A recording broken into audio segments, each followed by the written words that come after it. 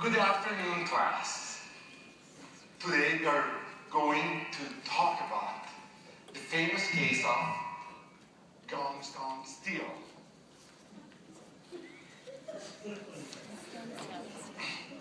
As you know, this case is enormous, significant in number of legal propositions.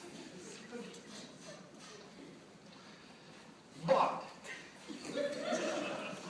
it holds a special place in my heart because it was written by Justice Hugo Black. How many of you have heard of Justice Black? Justice Hugo Black, nominated by President Roosevelt, textualist, proponent of judicial restraint, and selective incorporation of the 14th Amendment. Oh, yes!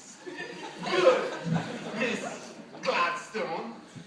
But you forgot one thing about Ola Hugo.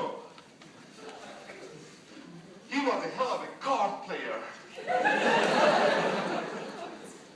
At least that's what Judge Calabrese tells me. He clerked for Justice Black. You know, before he was my professor at Yale. Oh my God, you know Judge Calabrese? What is he like? Well. Oh no, he is not going to do this again. Do what? He is not going to spend the entire class period talking about all of the famous people that he supposedly knows. He assigned us 100 pages of reading last night for common law, and I spent 4 hours at gym at least. Not today. No, sir, not again. Excuse me? You in the back? Is there something you would like to share with the class?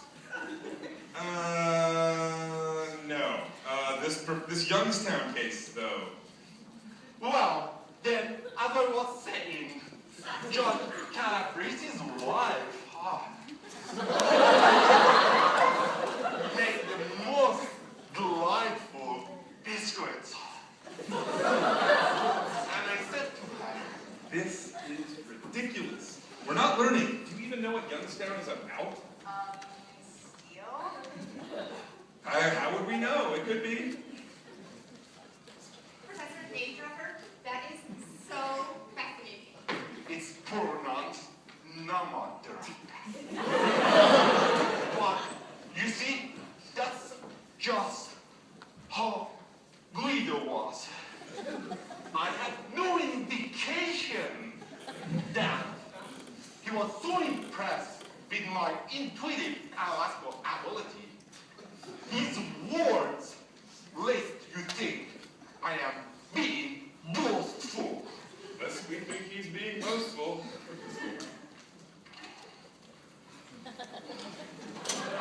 I remember I was a guest lecturer at an ABA conference, and I was sitting for dinner with Henry Kissinger's Justice Rehnquist, and who else? Oh yes, Erwin Chemerinsky. I love him. Don't be all. As I was saying, we were sitting down to dinner, and who walks in but Mr. Guido Calabrese himself? Are we still talking about this guy? We have a midterm in 2 weeks, and literally the only thing I have in my notes involves Mrs. Calabrese's biscuits.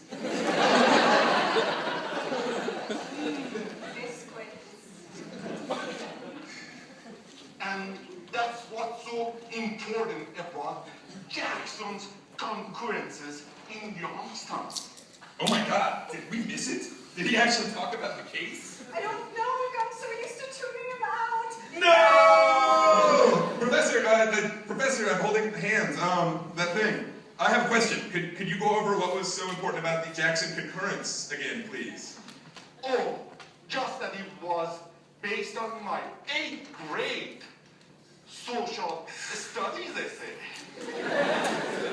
Oh, thank you to pay better attention. In the future, we can class part. False alarm. Didn't miss the day. Because you're not listening.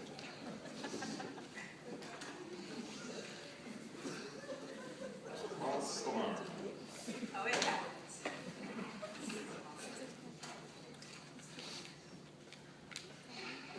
I had the honor of attending a luncheon with former President George Bush Sr.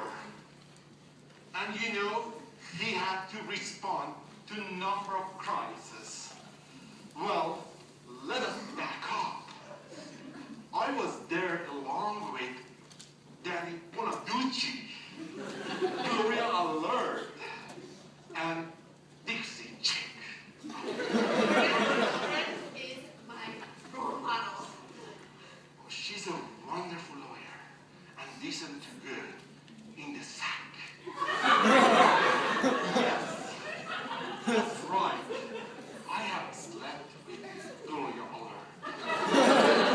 Anyway, so Jeff Goldblum